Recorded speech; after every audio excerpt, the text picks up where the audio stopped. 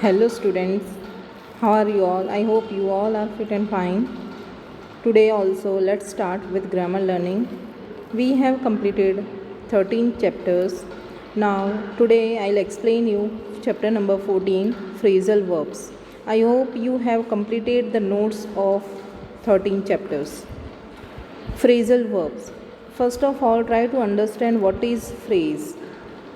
Phrase means a group of words which cannot make the complete sense. And phrasal verb is a main verb plus it is a combination of main verb and preposition or an adverb. Okay, and students, here the main verb does not give the exact literal meaning what it had actually. Okay, so try to understand phrasal verbs. Phrasal verbs, as I told you, phrasal verbs are combination of main verbs plus preposition or an adverb. And when the preposition or adverb is joined with the phrasal verb, with the main verb, the meaning is different. We cannot give the literal meaning of the each word. Okay, and meaning of the phrasal verb is not so clear. Here, see the example. I would like to give up.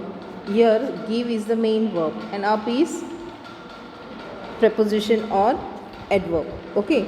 So, here, literal meaning of give means to neglect, to remove, or up means upar. So, we cannot predict the answer. Give up means upar chodna, no. Okay, dena, upar dena, no. So here the meaning is changed. Okay, here we cannot justify the words by the meanings of give and up. Understood? So these are phrasal verbs. Phrasal verbs consist of a verb and one or two additional particles, as I told you, adverb or preposition. Okay, and there are different types of phrasal verbs, out of which 4 basic types of phrasal verbs are verb plus adverb.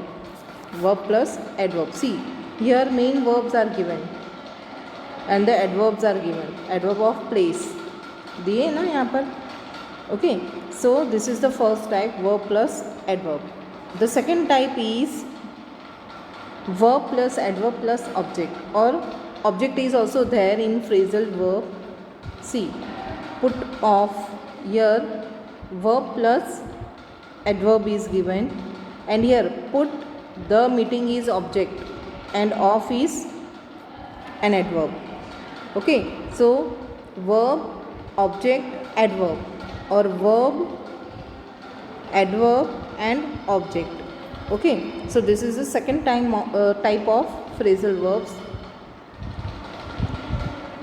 Third one is verb, preposition plus object. See, verb, preposition and object. Him, his father. Okay, and the fourth type is verb, adverb, preposition, object. Don't go in such things in detail. Only the thing is try to understand the meanings. Okay, you have to learn the meanings. I will give you the answers of exercise 1 and I will also explain the meaning of the phrasal verb. You will write with the pencil in your textbook only, okay, the meanings, or you can also take help of your dictionary. See, here example is given, put up with. Put up with, it means tolerate. Okay, I can't put up with his behavior anymore, means उसके behavior को मैं अब ज़्यादा tolerate नहीं कर सकता या नहीं कर सकती. I can't put up with it anymore, अब उससे ज़्यादा मैं नहीं चला सकती. Okay, so these are the phrasal verbs. Now start the exercises. Exercise 1. See, some of the particles are given, whether it is an adverb or preposition, but some of the particles are given and you have to match with the correct word. Okay, first one is done, get back, यानी कि वापस लेना. Okay, to take back. Second one is pull. Okay, so what is the answer of pull? Can you imagine? No. Second one is, the answer is through. Pull through. Pull through means to get through an illness. किसी भी बीमारी से बाहर निकलना. To get through an illness. Pull through का मतलब है to get through an illness. किसी बीमारी से बाहर निकलना. 3 number is put. Put also goes with through. What does it mean? Put through means to pay for someone to attend school or college. What is the meaning of put through? To pay for someone to attend school or college. It means किसी की school या college की fees भरना. Put through. See, है literal meaning एक भी नहीं है. Put यानी रखना, through यानी उसमें से. But here the complete meaning is changed. Okay, so the only thing is to remember is to use these words again and again to revise the meanings again and again. Okay, fourth one is hold. Which particle is going with hold? On. Okay, hold on. Hold on means to grasp or support something. किसी चीज़ को support करना. Hold on. Understood? 5 number call. Call goes with off. Call of means cancel an event. किसी चीज़ को, किसी event को cancel कर देना. Call of. Meeting है तो कैंसिल कर दो. I have called off the meeting. Okay, so called off means to cancel an event. 6 number speak. Speak up. Speak up means बोलना. यहाँ पर थोड़ा मीनिंग जा रहा है, मैच हो रहा है. बोलो, कोई चुप होता है और उसे बोलते हैं ना बोलो, तो speak up. Okay, then 7 number call. Call जा रहा है ऑन के साथ. Okay, call on. Call on means to pay a visit. जैसे डॉक्टर हैं, उन्हें बुलाते हम, तो we have called on a doctor for my grandmother. Okay, so call on means to pay a visit. 8 number is let. What is the meaning of let? Let यानी किसी को हम परमिशन देते हैं वो. ओके, तो let is going with off. Let off. let off. What is the meaning of let off? Let off means punish lightly. To punish someone lightly.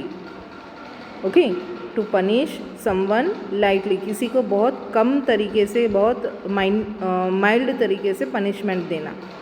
Okay, and the last one is count. It goes with down. Count down.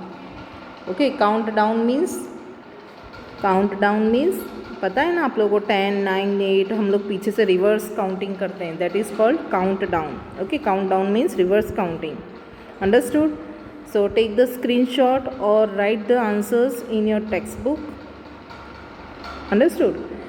Shell we start with exercise 2? Okay, start with exercise 2. Students, here you have to write the answers with me only, because I will not upload the PDF, because all the exercises are to be written in textbook only. Okay, so write with me only. Play and pause the video for writing the answers. Otherwise I am giving you enough time to write the answers. Understood? Now move to exercise 2. In exercise 2, what you will do? Complete the answers to these questions with the help of phrasal verbs. See, first one is done for you. Ali says, what shall I do with this form? Sunil says, just fill it in and send it to the address at the top. Okay, so here second one is Rehan, is Sonia a fast runner? Kabir says, oh yes, nobody else can keep up. Keep के साथ कौन सा हम लोग use करेंगे? तो इसके reference में आंसर आएगा, हम लोग यूज़ करेंगे keep up. Keep up with हर. तो रेहान पूछ रहा है Sonia is a fast runner, तो कबीर क्या बोल रहा है? हाँ, सच में वो फास्ट रनर है, बिकॉज कोई भी उसका मुकाबला नहीं कर सकता. No one else can keep up with her. Understood? Third one, Ayub says why didn't you buy a dictionary? Ayub says why didn't you buy a dictionary? तुम डिक्शनरी तुमने क्यों नहीं खरीदी? Okay, Jinnat says the book shop has run out of stock. Out of stock हो गई थी, ऐसा बोलते हैं ना हम, क्योंकि बुक शॉप में डिक्शनरी है वो आउट ऑफ स्टॉक हो गई थी। The book shop has run out of stock, यानी कि बुक शॉप में डिक्शनरी का स्टॉक है वो ख़त्म हो गया था। Understood. Fourth one is Mohan says did you believe Javed story, Javed की जो स्टोरी है उसमें तुम बिलीव करते हो। Aamir says no I knew he must have made it up. Made it up का मीनिंग क्या है कि नहीं, मैं जानता हूँ क्योंकि उसने ये सारी स्टोरी बनाई हुई है। ओके, कोई होता है ना, कोई बड़ी बड़ी स्टोरी बनाता है, मैंने भूत देखा, या मैंने ये कर दिया, मैंने वो कर दिया, मैं 500 मीटर्स की रेस में फर्स्ट आया, ऐसे सब बोलते हैं ना कोई। तो हम लोग बोलते हैं कि क्या तुम विश्वास करते हो वो जो बोल रहा है उस पर। तो हम लोग क्या बोलते हैं, नहीं ये सब उसने खुद से मन से बनाया हुआ है। Okay, so in that sense we will use made it up. Fifth one, Rahim says, did Salma play with her cousins when they came to stay? So answer is oh yes, she got along. She got along very small दिया है यहाँ पर students, but printing mistake है, यहाँ पर क्या आएगा, small नहीं आएगा, स्मॉल नहीं आएगा, वहाँ पर आएगा well, very well. So what is the answer? Yes, she got along very well. Understood? Oh yes, she got along very well. So I repeat the answer. If you have not written the answers you can write. Second answer is keep is given, up with her, keep up with her. Third answer is run out of stock. Fourth answer is made it up, and fifth answer is on your screen along. And cancel small because printing mistake is given, so small, cancel small and write well. Yes, she got along very well. जब सलमा के cousins आए थे यहाँ पर रहने के लिए तो वो उनके साथ खेलती थी। तो रवि क्या आंसर दे रहा है? हाँ, वो उनके साथ बहुत अच्छे से खेलती थी। Understood? So that's all for exercise 2. Now exercise 3 also, some phrasal verbs are given in the bracket. List is given of some phrasal verbs. You have to replace the word or a phrase in each sentence. अब कौन सा word कौन सा phrase use करोगे तुम लोग, वो आपको अंडरलाइन करना है, और उसकी प्लेस पर जो मैं यहाँ पर वर्ड लिख रही हूँ ना वो लिख कर आपको फुल सेंटेंस में आंसर लिखना है. Understood how you will write? चलो देखते हैं. First one is the plane left on time. तो यहाँ पर लेफ्ट ऑन है ना, लेफ्ट है, लेफ्ट की जगह पर हम लोगों ने क्या यूज़ किया? टुक ऑफ ऑन टाइम. ओके, यहाँ पर हमने क्या यूज़ किया? लेफ्ट की जगह पर टुक ऑफ, ऑन तो दिया हुआ है, took off on time. Okay, second one, we began our trip early in the morning. So यहाँ पर जो वर्ब है उसकी प्लेस पर ही हम लोग यूज़ करेंगे. इट इज़ ऑब्वियस कि वर्ब की प्लेस पर हम लोग यूज़ करेंगे. वर्ब है वो इनफाइनाइट, नॉन फाइनाइट भी हो सकता है, फाइनाइट भी हो सकता है. ओके, सो बिगेन है, उसकी जगह पर यहाँ पर क्या आएगा?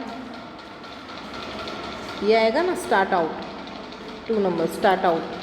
But you cannot write start out, you have to see the tense of the sentence. Here the sentence is of past tense. So what you will write? Started out, because it is past tense begin, so we have added ed. Okay, we started out our trip early in the morning. Understood? Third one is we wanted to interrupt. यहाँ पर interrupt है. Our trip in Nepal. So what is the word, which phrasal verb you will choose for third one? Cut short. 3 number cut short. Okay, cut short. So directly you can write cut short in place of interrupt. Okay, so what will be the answer? We wanted to cut short our trip in Nepal. Nepal की हमारी जो trip है हम उसे cut short कर देंगे, हम उसे छोटा कर देंगे. ज़्यादा दिन की है, 7 डेज़ की है, तो हम उसे 5 डेज़ की कर देंगे. कर देना चाहते थे, पास्ट टेंस है, we wanted. Understood? Next one is fourth one. There was a thunderstorm but the plane continued flying. Continued की जगह पर हम लोग आगे से लिखेंगे कीप ऑन है, उसकी जगह पर kept on. Okay, there was a thunderstorm but the plane kept on flying. Understood. Fifth number is but soon. अच्छा, फोर्थ का मीनिंग पता चला। देयर वॉज अ थंडरस्टॉर्म, बहुत ही आंधी तूफान चल रहे थे, फिर भी प्लेन ने फ्लाइंग अपना कंटिन्यू ही रखा, उड़ना चालू ही रखा, उसे स्टॉप नहीं किया। But soon the pilot decided to return to Tokyo. यह रिटर्न की जगह पर आएगा turn back. As it is लिखना है, कोई इसमें चेंजेस नहीं है, turn back. Understood. So exercise 3 is over. Now exercise 4, fill in the blanks spaces with one of the following phrases. Pay attention to the tense form of the verb. Means according to the tense you have to change the verb. Okay, let's start. The new minister wanted to, अब to दिया यानी कि हम लोग direct लिख सकते हैं। To कौन सा मैच होगा इसके साथ? To do away with, to do away with. Okay, so write here one number, to do away with. Write down, write one number there. Okay, second number, it was difficult to dash the high standards demanded by the school principal. It was difficult to, यहाँ पर भी to दिया है तो हम लोग verb में कोई चेंज नहीं करेंगे, तो लीव अप टू आएगा। Okay, so here live up to. It was difficult to live up to the high standards demanded by the school principal. यानी स्कूल प्रिंसिपल्स ने जो हाई स्टैंडर्ड्स रखे हैं, सेटअप किए हैं, उनके साथ जीना बहुत मुश्किल है, उनके साथ चलना, उसे फॉलो करना बहुत मुश्किल है। Okay, third one is I have been ill for a long time, I will have to work and dash the lost time. Okay, so here three number is keep up with. Okay, keep up with. So here also it is future tense, so directly you can write keep up with, keep up with. Understood. Fourth one, I must go home now, I have to dash a lot of pending work. घर जाना है, बहुत सारा pending work पड़ा है तो वो करना है ना। Okay, so I have to put up with, put up with, put up with. ये यहाँ पर आपको मिलेगा, यहाँ पर put up with, 4 number. Okay, I must go home now, I have to put up with a lot of pending work. यानी कि मुझे घर जाना ही है अभी, क्योंकि घर पर बहुत सारा पेंडिंग वर्क है, उसे निपटाना है। पुट अप विथ मीन्स उसके साथ हमें ऐसे करना है कि वो काम जल्दी से ख़त्म हो जाए। Okay, 5 number, I am dash to a visit from my friend who has been away for a long time. I am dash to a visit from my friend who has been away for a long time. चलो 5 number find out करो। मेरा friend है जो काफ़ी समय से मुझसे दूर है, तो मैं अपने फ्रेंड की विज़िट को क्या कर रहा हूँ? लुकिंग फॉरवर्ड टू, ये है। ओके, तो टू दिया हुआ है और यहाँ पर लुक है, बट एम दिया हुआ है, तो I am looking forward, I am looking forward, I am looking forward to a visit from my friend who has been away for a long time. Understood? Shall I remove the things? Okay, I am giving you 5 seconds. If you have not written the answers, write down the answers. Okay. Now let's start 6th number. I am removing the things on my screen because so much place is occupied. Okay, 6th number. Please walk slowly. I can't dash you. अपने mummy या पापा के साथ walking पर जाते हैं तो क्या बोलते हैं? कम स्लो वॉक करो ना, क्योंकि मैं आपके साथ नहीं चल पा रहा हूँ। Okay, I can't catch up with, I can't catch up with, I can't catch up with you, मैं आपको कैच नहीं कर पा रहा हूँ, मतलब कि मैं आपके साथ साथ नहीं चल पा रहा हूँ. 7 number, Ramesh can not be allowed to dash breaking rules of the school, he ought to be punished. Ramesh can not be allowed to get away with,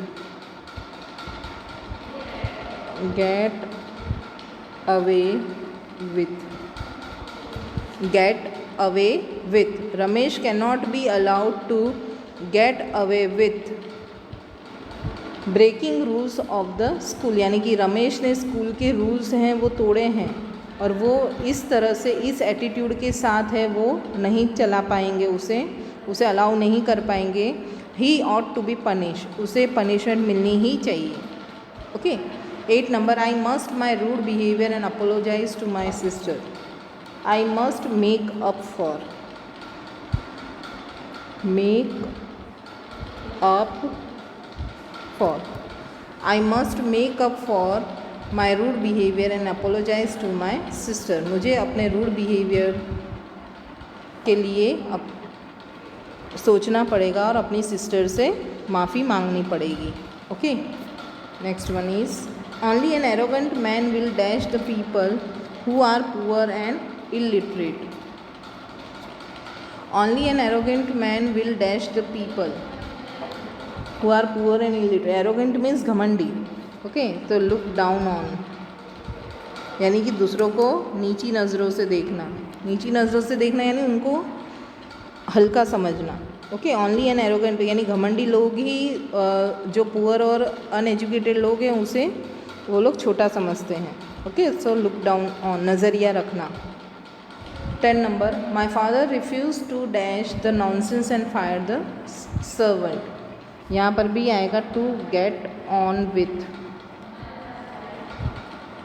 get on with. My father refused to get on with the nonsense and fire the servant, यानी कि servant की nonsense को और ज़्यादा बर्दाश्त करना, उसको चला लेना, उसे रिफ्यूज़ कर दिया फादर ने कि अब उसकी ज़्यादा नॉनसेंस चलेगी नहीं. And he fire the servant, उन्होंने सर्वेंट को निकाल दिया.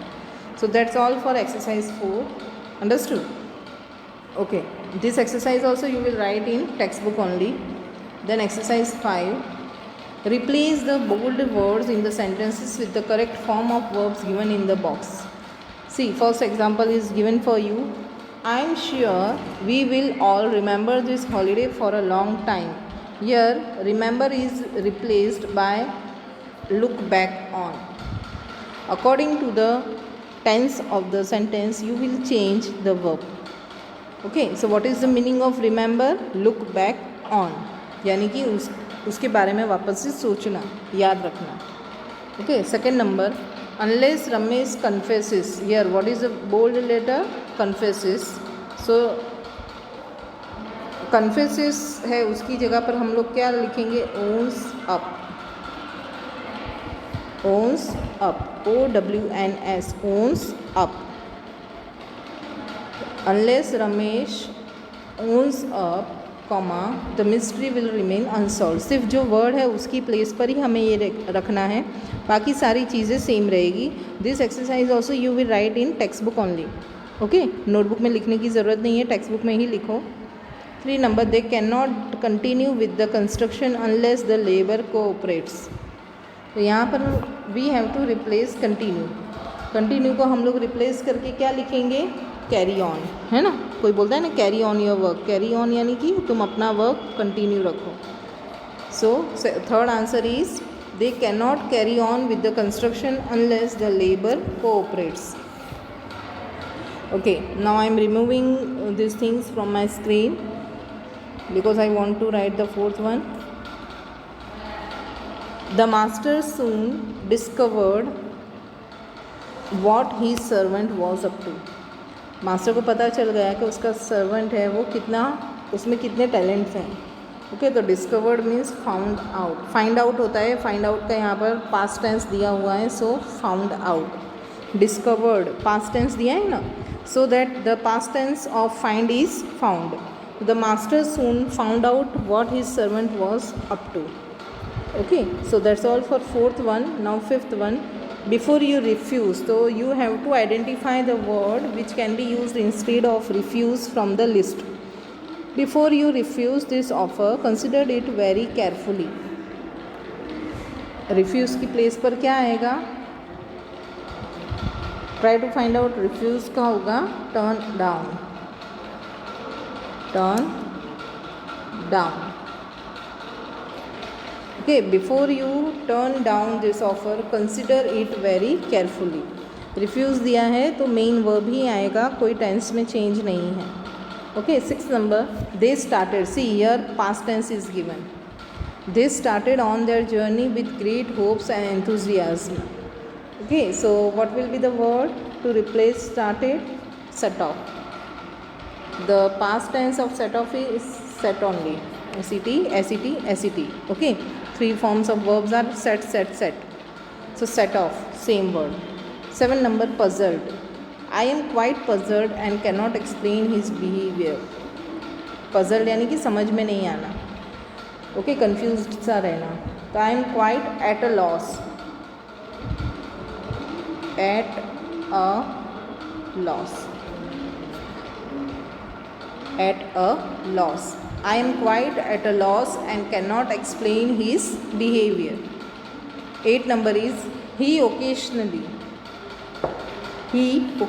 loses his temper and becomes violent. चलो रिप्लेस करो occasionally को. So occasionally यानी कभी कभी, तो at times. He at times loses his temper and becomes violent. 9 number, he was ordered to leave, leaving nothing behind. Leaving nothing behind, उसकी जगह पे लिखोगे he was ordered to leave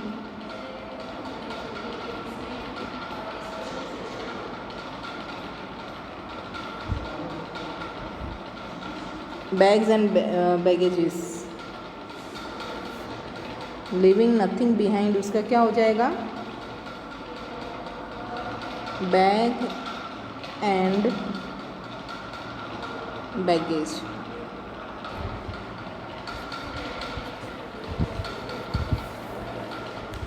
Ten number, a sensible man usually cares much for public opinion. तो usually की place पर होगा as a rule. A sensible man usually cares much for public opinion. तो a sensible man as a rule cares much for public opinion, यानी कि ज़्यादातर sensible इंसान हैं जिसमें सेंस है वो पब्लिक ओपिनियन की ज़्यादा केयर करते हैं. Okay, so that's all for all these exercises. I hope you understood the chapter. The thing is to remember the words and the phrasal words, verbs and phrasal verbs. ये सारी चीज़ें आप लोगों को याद रखनी है. Then only you will understand. अगर कोई मीनिंग नहीं मिलता, if you don't find any meaning or you are not knowing the meaning, then you can take help of dictionary. Otherwise I have explained all the meanings. Okay, go through the video. वापस से देखो, pause करो, play करो और write down the exercises with me only. Understood?